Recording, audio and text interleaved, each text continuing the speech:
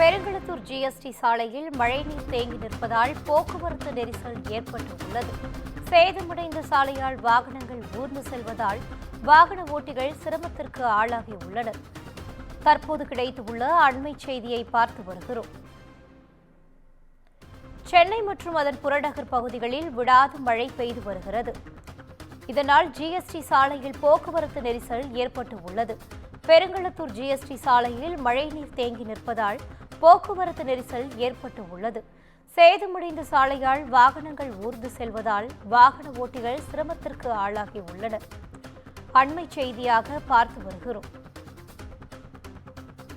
சென்னை மற்றும் அதன் புறநகர் பகுதிகளில் விடாது கனமழை பெய்து வருகிறது.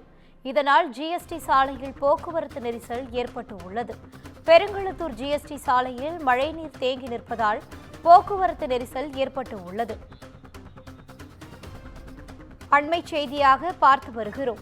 சேதமடைந்த சாலையால் வாகனங்கள் ஊர்ந்து செல்வதால் வாகன ஓட்டிகள் சிரமத்திற்கு ஆளாகி உள்ளனர். இது குறித்தான கூடுதல் தகவலோடு இணைகிறார் எமது செய்தியாளர் சக்திவேல். வணக்கம் சக்திவேல், தகவல்களை பகிரலாம். நிச்சயமாக வணக்கம் இனிதா.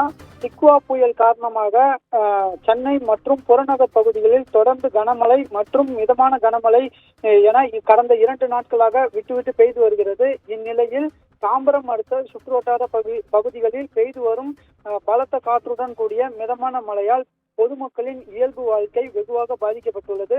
குறிப்பாக இந்த மழையின் காரணமாக பெருங்களத்தூர் ஜிஎஸ்டி சாலையில் தாம்பரம் நோக்கி செல்லக்கூடிய அந்த சாலையிலும் மழைநீர் ஆங்காங்கே தேங்கி நிற்பதாலும் சாலைகள் முழுவதும் குண்டும் குழியுமாக இருப்பதாலும் இந்த வாகன ஓட்டிகள் மெதுவாக செல்லக்கூடிய நிலை ஏற்பட்டுள்ளது. இதனால் அப்பகுதியில் இந்த போக்குவரத்து நெரிசலானதும் ஏற்பட்டுள்ளது. குறிப்பாக நாம் பார்க்க போகும் இடமானது இந்த தாம்பரத்திலிருந்து பெருங்களத்தூர் அந்த செல்லக்கூடிய சாலையில் பார்த்து வருகிறோம். குறிப்பாக சுமார் 2 கிலோமீட்டர் தூரத்திற்கு வாகனங்கள் ஒன்றின் பின் ஒன்றாக அணிவகுத்து நிற்கக்கூடிய காட்சிகளை நம்மால் பார்க்க முடிகிறது.